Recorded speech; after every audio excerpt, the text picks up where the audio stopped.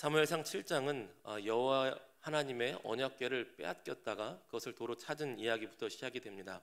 이스라엘 백성들이 언약궤를 좀 소홀히 경홀히 여겼다가 블레셋 군대들에게 빼앗겼었습니다. 그랬다가 벳세메스로 보내는 그 소의 수레에 태워서 이스라엘 지역으로 돌아오게 됩니다. 그런데 문제는 기럇 여아림 땅에서 20년 동안 오래 있었다는 것입니다. 이것이 무슨 문제가 되냐면 언약궤가 있는 곳에서 성막과 성소에서 하나님 앞에 온전한 제사를 드리고 온전한 예배를 드려야 되는데 언약궤가 따로 떨어진 지 20년이 되었다는 것은 제대로 된 제사와 제대로 된 예배가 드려진 지 20년이 지났다는 것입니다. 이 정도 상황이면 신앙이 무너질 대로 무너지는 상황이 되어야만 합니다. 그런데 하나님께서 은혜를 베푸시고 또한 하나님의 종 사무엘을 통하여서 이스라엘 민족에게 새로운 바람이 불고 있었습니다. 우리 2절 말씀 한번 다시 읽어보시겠습니다. 2절 같이 읽습니다. 궤가 기럇 여아림에 들어간 날부터 20년 동안 오래 있은지라 이스라엘 온 족속이 여호와를 사모하니라. 아멘. 분명히 제대로 예배를 못 드린 지 20년이 지났으면 영적으로 다 피폐해지고 또 사사기의 끝 부분이기 때문에 하나님을 다 떠나야 되는데 참 이상한 일이 벌어졌습니다. 여호와를 사모하니라, 온 족속이 여호와를 사모하니라 라는 은혜가 이스라엘 백성들에게 있었던 것입니다. 그런데 이것이요, 사모하는 것이 맞기는 한데 어떠한 사모함이냐면 그냥 아이 좋아요, 하나님 사랑해요, 아이 기뻐요, 이런 사모함이 아니라 애통하고 슬퍼하는 사모함입니다. 하나님을 간절히 찾아서 거룩한 사모함으로 하나님을 너무나 갈망하고 너무나 그리워하는 그 애통함의 사모함이라는 거예요. 이 사모하니라라는 단어가 나하라고 되어 있는데 울부짖다, 슬퍼하다, 애도하다라는 뜻입니다. 예배를 제대로 드리지 못했더니요, 하나님을 향한 거룩한 갈망이 생겼고요, 거룩한 슬픔과 거룩한 사모함이 생겼습니다. 여러분, 이것이 은혜입니다. 예배를 제대로 드리지 못하고 있는데 하나님 앞에 제대로 나오지 못하고 있고 신앙생활을 제대로 하지 못하고 있는데 그렇다고 해서 교회를 떠난 것이 아니라 더욱더 애통한 마음이 생기고 더욱더 간절한 마음이 생기고 더욱더 하나님을 그리워하는 이런 공허한 마음과 애절한 마음으로 하나님을 사모한다면 이것이 크나큰 은혜입니다. 분명히 이 20년 안에 써있진 않지만 하나님의 사람 사무엘이 알게 모르게 하나님의 뜻 가운데 분명히 많이 섬겼을 것입니다. 우리가 코로나 시대를 지났습니다. 코로나 시대를 지나면서 예배를 제대로 드릴 수 없다는 상황이 무엇인지 우리도 경험을 했습니다.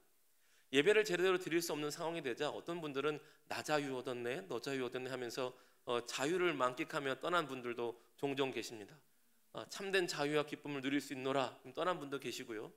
어떤 분들은 애절함과 애통함으로 제가 담임 목사님 설교에서 듣기로 교회에 나오셔서 교회의 유리문을 붙잡고 기도하고 계신 분들도 계셨다고 들었어요. 하나님을 향한 그 예배가 얼마나 목마르시면, 얼마나 애절하시면, 얼마나 애통하시면 그렇게라도 교회 마당에서라도 나와서 예배를 드리고 하나님을 경배하겠다는 마음으로 나오셨을까? 저도 많이 큰 감동을 받았습니다. 하나님과 떨어져야 할 때에 애절함과 애통함과 목마름 있는 사람이 하나님의 은혜 가운데 참된 복이 있는 사람인 줄로 믿습니다. 여러분, 그렇죠? 떨어져 있을 때 진짜 사랑하는 사람인지 알 수 있거든요. 떨어져 있는데 부부가 떨어져도요, 잠깐 떨어지면 좋을 수도 있지만요, 계속 떨어져 있는데 슬프고 애통하다 그러면 진짜 사랑하는 사이죠. 여러분, 속회 예배도 우리가 다시 시작하는데요, 그런 은혜가 있기를 소망합니다. 속회 예배 안 들으니까 좋아 이런 거 말고요. 속회 예배를 안 들으니까 공허해요. 속회 예배를 우리가 서로 얼굴을 못 보니까 허전해요. 마음이 슬퍼요. 이런 은혜가 차고 넘치기를 주님의 이름으로 축복합니다. 이런 속회는 반드시 부흥하고 하나님의 은혜가 크게 넘칠 줄로 믿습니다. 그런 목마름이 없다면 구하십시오. 하나님, 우리가 속회를 못 모이는데 이상하게 애절함이 없습니다. 하나님, 우리 속회에 애절함과 애통함을 부어주셔서 만나지 않고는 못 베기는 그 은혜를 허락하여 주시옵소서. 속회가 부흥하게 하여 주시옵소서. 구하셔서 우리 속회가 더욱더 부흥하는 그 은혜가 있기를 소원합니다. 그렇게 이스라엘 백성들이 하나님을 소원하며 애절한 마음으로 애통해하며 사모할 때에 드디어 사무엘이 이스라엘 민족의 지도자로서, 영적인 지도자로서 전면에 등장을 합니다. 사무엘의 나이가 20년이 지났으니까 32살이 약 되었을 때입니다. 우리 3절에서 6절 말씀 다시 한번 읽어보시겠습니다. 3절에서 6절 말씀 다시 읽습니다. 사무엘이 이스라엘 온 족속에게 말하여 이르되 만일 너희가 전심으로 여호와께 돌아오려거든 이방신들과 아스다롯을 너희 중에서 제거하고 너희 마음을 여호와께로 향하여 그만을 섬기라. 그리하면 너희를 블레셋 사람의 손에서 건져내시리라. 이에 이스라엘 자손이 바알들과 아스다롯을 제거하고 여호와만 섬기니라. 사무엘이 이르되 온 이스라엘은 미스바로 모이라. 내가 너희를 위하여 여호와께 기도하리라 하매 그들이 미스바에 모여 물을 길어 여호와 앞에 붓고 그날 종일 금식하고 거기에서 이르되 우리가 여호와께 범죄하였나이다 하니라. 사무엘이 미스바에서 이스라엘 자손을 다스리니라. 아멘. 사무엘이 온 이스라엘 민족에게 하나님의 은혜가 임한 것을 알고 온 이스라엘에게 요청합니다. 전심으로 여호와께 돌아오라. 그리고 오직 여호와 하나님만을 섬기라. 너희가 가지고 있는 이방신들 아스다롯, 바알 이런 거 다 버리고 하나님께로 돌아오라 라고 촉구합니다. 하나님께 돌아오는 것이 회개지요. 하나님도 섬기며 바알도 섬기고 아스다롯도 섬기고 있었던 것입니다. 여러분, 바알은요 풍요의 신이고 바람의 신이며 농사의 신입니다. 먹고 살기를 잘 해주기를 바라는 마음으로 섬길 때 바알을 섬기는 것입니다. 바알의 아내 와이프 신이 있는데요, 바알의 와이프 신이 아스다롯입니다. 바알과 아스다롯의 엄마 신이 아세라입니다. 그 가족 신이지요. 가계도가 복잡합니다. 둘이 남매예요. 그런데 이 아스다롯은요 다산의 신이며 풍요의 신이고 또한 미의 여신이며 성적인 신입니다. 성적인 탐닉, 쾌락을 위한 신이기도 하지요. 그래서 이 신이 아브라함이 살던 우르, 갈대아 우르 땅에서는 이시타르라고 불렸고요. 그리고 가나안 땅에서는 아스타롯이라고 불렸고 후대에 그리스로 가면 아프로디테라고 불리게 됩니다. 그리고 로마로 가면 비너스라고 불리게 되죠. 전혀 우리가 모르는 신의 이름이 아닙니다. 별로 중요한 얘기는 아니지만 여러분이 잘 아는 신의 이름이 또 하나가 있는데요. 그냥 참고사항으로 들으시면 로마 사람들이 섬기던 신들 중에 바카스 신도 있습니다. 피로회복이 좋다고 하는. 바알과 아스타롯을 섬긴다는 것은요, 하나님만 섬겨서는 내가 먹고 살 수 없겠다는 생각을 한 겁니다. 풍요의 신, 농사의 신, 다산의 신, 자녀가 많아야 되니까 하나님도 섬기되, 신앙생활 하나님만 섬긴다고, 언약을 섬긴다고, 성경 말씀만 본다고 먹고 살 수 있나? 바알도 섬겨야지. 세상은 세상의 방법이 있어. 세상은 세상의 논리가 있어. 아스다롯을 섬겨야지. 그리고 하나님을 섬기되 동시에 바알과 아스다롯을 섬겼다는 것입니다. 여러분, 이 우상숭배의 근원은요, 지금 얘기하는 것처럼 먹고 사는 문제에 대한 고민이며 먹고 사는 것에 대한 욕심이고 먹고 사는 것에 대한 탐심이며 그리고 성적인 쾌락과 욕심이 갈망하던 그 바람이 실체화된 것이 바알과 아스타롯 같은 우상 신들이었습니다. 그래서 이 우상 신을 섬긴다는 것은요, 결국은 우리의 탐욕과 탐심이 만들어낸 신들인 것이죠. 그래서 우리가 찾지는 않겠지만 골로새서 3장 5절 말씀을 보면 그러므로 땅에 있는 지체를 죽이라. 곧 음란과 부정과 사욕과 악한 정욕과 탐심이니 탐심은 우상숭배니라 라고 말씀하십니다. 우상숭배의 근원은요, 탐심입니다. 그래서 예수님께서는 너희가 하나님과 재물을 겸하여 섬길 수 없다라고 말씀을 하십니다. 그리고 그 재물은요, 헬라어로 보면 맘몬이라고 되어 있습니다. 맘몬은 재물의 신이죠. 탐욕의 신입니다. 모든 우상숭배는요, 결국 탐욕과 탐심의 신을 섬기고 있는 것입니다. 여러분, 그렇게 보면요, 우리는 바알과 아스다롯을 섬기지 않습니다 라고 말을 하지만 사실 우리 내면에는 바알과 아스다롯이 있습니다. 탐욕과 탐심이 있습니다. 하나님을 섬기지만 세상 방식대로 좀 살아야지, 적당히 사기도 치고 적당히 속이기도 해야지 라는 마음이 들기도 하는 것이 사실입니다.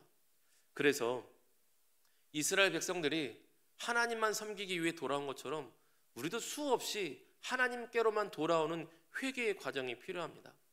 그리고 수없이 예배의 자리에서, 기도의 자리에서, 말씀의 자리에서 내가 하나님만 섬기겠나라고 다시금 결단하며 다시금 회개하며 다시금 예수 그리스도의 피로 정결함을 받는 그 과정이 필요합니다. 오늘 이 자리에 나오신 여러분들은 어찌됐든 내가 하나님을 섬기겠다는 결심으로 나오신 줄로 믿습니다. 때론 어떤 상황에서 이 자리에 나오지 못해 영상으로 보고 계신 분들도 집에 있지만 하나님을 기억하며 하나님만 섬기겠다고 결심하신 분들인 줄로 믿습니다. 우리가 수없이 예배드리며 또 결심하여서 하나님만 섬기며 하나님만 경배할 때에 하나님께서 우리를 기뻐하시고 하나님의 능력으로 우리를 붙드실 줄로 믿습니다. 그때 그렇게 이스라엘 백성들이 하나님만을 섬기겠다고 결단하면서 우상을 버리자 사무엘이 다시금 요청합니다. 미스바에로 모이라. 내가 너희를 위해 기도하겠다. 그들이 기도하며 금식하며 하나님께 회개하며 자복하며 나아갑니다. 그리고 사무엘이 그들을 다스렸다라고 되어 있습니다. 기도하고 회개하고 다스렸습니다. 이 다스렸다는 것은요, 단순히 통치했다는 것이 아니라 하나님의 말씀으로 양육하고 지도했다는 것입니다.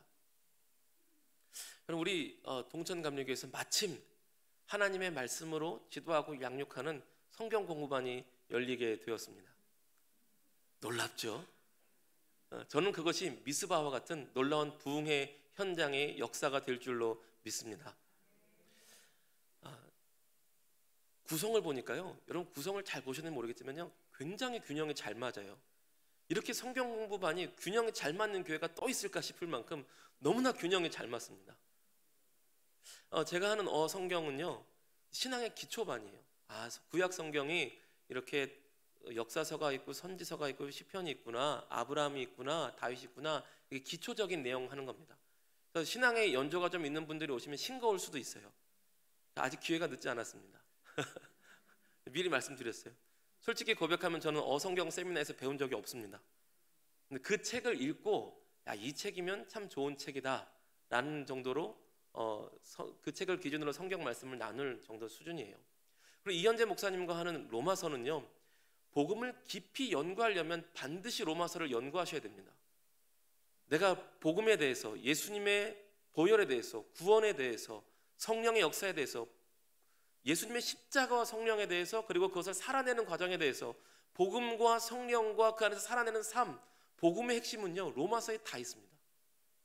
로마서 복음을 내가 깊이 깨닫고 싶다 그러면 로마서를 배우십시오. 그리고 담임 목사님께서 오늘 새신자반으로 하시겠다고 말씀하셨는데요, 새신자반 과정이요, 이게 새신자반이라고 하니까요, 이렇게 쉬운 거, 기초적인 거 이렇게 생각하시는 분이 있는 것 같아요. 내용을 보면요, 굉장히 중요한 내용입니다. 제가 목차만 불러드릴 텐데요, 영적인 감각이 있는 분들이 보면 딱 눈치를 채요. 목차를 불러드리겠습니다. 목차가 10가지인데 하나님은 누구신가? 나는, 인간은 누구인가? 예수님은 누구신가? 성령님은 누구신가? 성경이란 무엇인가? 기도란 무엇인가? 교회란 무엇인가? 예배란 무엇인가? 그리스도인의 교회 생활, 그리스도인의 사회생활, 굉장히 중요한 거예요. 신앙의 골격과 뼈대와 같은 겁니다. 몇몇 분 표정을 보니까 부목사님이 담임 목사님께서 하신다고 막 그러는 거 아닌가요? 라는 표정이 있는 분들이 계신데, 물론 그런 면이 있을 수도 있지만 이 내용을요, 우리는 조금 유식한 말로 조직신학이라고 합니다. 담임 목사님께서 우리 부교육자들에게 성경 공부반을 어떻게 할지 계획해봐라고 할 때 저희가 고민은 그거였어요. 성서신학과 조직신학을 다 하고 싶은데 어떻게 해야 될 것인가? 욕심은 있고 성서신학도 하고 싶고 조직신학도 하고 싶은데, 조직신학은 우리 척추뼈와 같고 성서신학으로 살을 붙이고 둘 다 중요한데 어떻게 할 것인가? 근데 그 중요한 부분을 담임 목사님께서 하시는 것입니다. 이 조직신학이 튼튼하면요, 2단에 쉽게 넘어가지가 않아요. 여러분, 2단에 넘어가고 싶지 않은 튼튼한 기초를 배우시려면 이거 꼭 하셔야 됩니다. 진짜예요. 여러분, 이 성경 공부만 통해서 하나님께서 미스바 부흥회 같은 큰 놀라운 역사를 우리 교회에 부어주실 줄로 저는 믿습니다. 여러분, 그런데요, 이렇게 하나님 앞에 결단하고 말씀을 배우고 기도하고 하나님의 사람으로 살려고 하면요, 꼭 악한 마귀가 틈을 탑니다. 우리 7절 말씀 한번 읽어보실까요? 7절 말씀 같이 읽겠습니다. 시작. 이스라엘 자손이 미스바에 모였다 함을 블레셋 사람들이 듣고 그들의 방백들이 이스라엘 치러 올라온지라. 이스라엘 자손들이 듣고 블레셋 사람들을 두려워하여. 아멘. 이렇게 하나님 앞에 열정적으로 모이려고 하는데요, 이 블레셋이 악한 마귀 같이 또 공격을 하고 전쟁을 하겠다고 들어온 겁니다.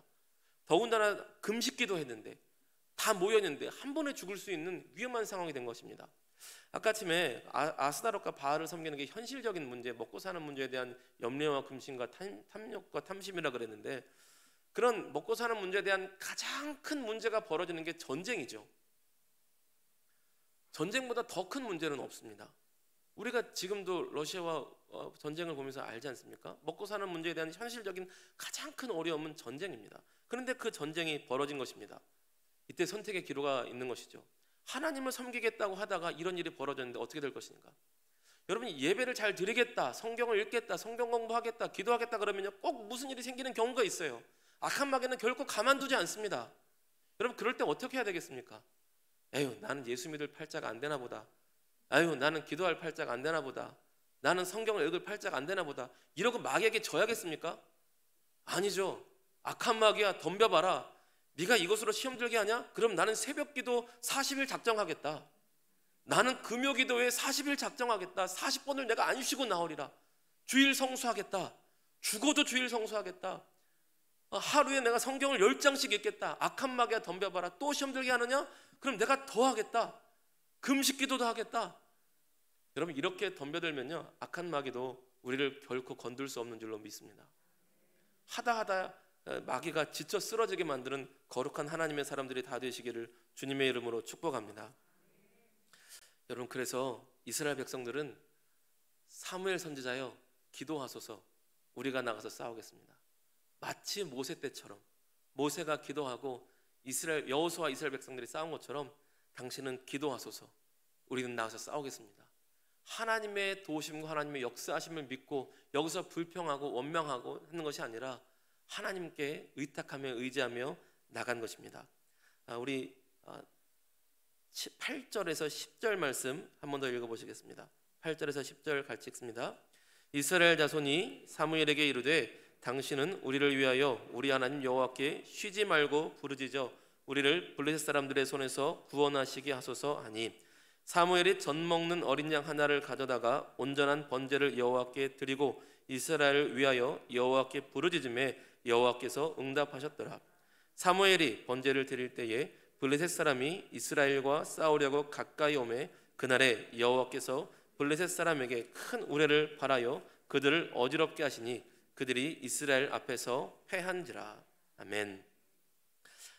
그들이 온전히 하나님 앞에 온전한 번제를 드리며 하나님을 의지하고 하나님을 의탁하자 하나님께서 큰 우레를 바라셔서 어지럽게 하셔서 개입을 하신 겁니다. 그리고 큰 승리를 이루게 하셨습니다. 여러분, 하나님을 믿는다는 것이요, 하나님을 계신다는 것을 믿는다는 그 믿음이 있고요, 하나님께 나를 온전히 의탁한다는 그런 믿음이 있습니다. 저의 아들 3명은요 3살만 되면 꼭 하는 일이 있는데요, 자기가 내려오지 못할 미끄럼틀에 올라가서 꼭 못 내려오고 울며 아빠 도와주세요를 외쳤습니다. 3살만 되면 핏줄이 그런지 꼭 세 녀석이 하나도 예외 없이 3살만 되면 높은 미끄럼틀에 올라가서 내려오지 못하고 아빠 살려줘요, 아빠 도와줘요를 외치는 일들이 벌어졌습니다. 근데 저는 항상 이맘때가 때가 됐구나 라는 생각을 하면서 미끄럼틀로 걸어 올라가자니 얘가 위에서 바들바들 떨고 있고 계단으로 올라가자니 떨어질까 겁이 나서 제가 꼭 하는 행동은 제 손이 살짝 닿으니까요, 뛰어, 아빠가 받아줄게. 아빠 믿지? 네. 아빠가 받아줄 수 있는 능력을 있는 거 믿지? 네. 뛰어. 싫어요. 믿는다며. 믿어요. 뛰어. 싫어요. 무서워요. 아빠가 너보다 힘센 건 믿지? 아빠가 널 받아줄 건 믿지? 아빠가 사랑하는 건 믿지? 네. 믿어요. 뛰어. 싫어요.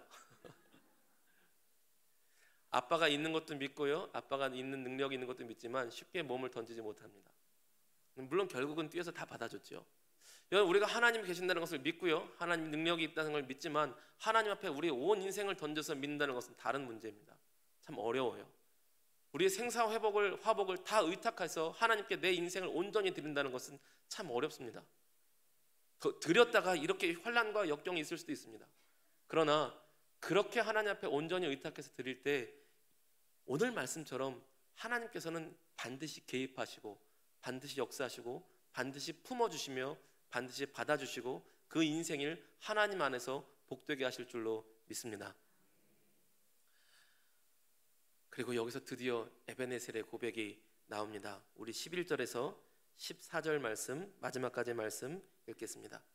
11절에서 14절 말씀 같이 읽습니다. 이스라엘 사람들이 미스바에서 나가서 블레셋 사람들을 추격하여 벳갈 아래에 이르기까지 쳤더라. 사무엘이 돌을 취하여 미스바와 센 사이에 세워 이르되 여호와께서 여기까지 우리를 도우셨다 하고 그 이름을 에벤에셀이라 하니라. 이에 블레셋 사람들이 굴복하여 다시는 이스라엘 지역 안에 들어오지 못하였으며 여호와의 손이 사무엘이 사는 날 동안에 블레셋 사람들을 막으심에 블레셋 사람들이 이스라엘에게서 빼앗았던 성읍이 에그론부터 가드까지 이스라엘에게 회복되니 이스라엘이 그 사방 지역을 블레셋 사람들의 손에서 도로 찾았고 또 이스라엘과 아모리 사람 사이에 평화가 있었더라. 아멘. 얼마나 큰 승리를 주셨는지 블레셋 사람들에게 빼앗겼던 땅들을 도로 찾았습니다. 그리고 기념 비석을 세웠는데요. 그 기념 돌을 에벤에셀이라 이름을 붙였습니다. 에벤에셀이란 이름이 도움의 돌이란 뜻입니다. 하나님께서 우리를 도우셨다. 내 힘으로 도저히 이길 수 없는 삶이었고 내 힘으로 도저히 이길 수 없는 전투였지만 내 힘의 능력이 아니라 하나님의 도우심으로 하나님의 역사하심으로 우리가 온전히 내 인생을 드렸을 때 하나님의 역사하심과 하나님의 능력의 손으로 말미암아 우리가 여기까지 승리하여 올 수 있었다라는 믿음의 고백이었습니다. 여러분, 저는 에베네셀의 하나님이 저와 여러분의 하나님이신 줄로 믿습니다. 그 하나님께서 오늘까지 도우시고 내일도 하나님께서 역사하시며 도우실 줄로 믿습니다. 하나님이 계시다는 것에서 끝나는 믿음이 아니라 하나님께 온전히 인생을 드린 온전한 번제와 같은 인생을 드린 그 사람들을 하나님께서 결단코 버리지 않으시고 반드시 붙드시며 반드시 함께 하시고 내 힘으로 이룰 수 없는 회복의 역사를 이루실 줄로 믿습니다. 오늘도 내일도 한 주간도 올해도 에베네셀 하나님과 동행하는 큰 은혜가 있기를 주님의 이름으로 축복합니다. 네, 기도하겠습니다.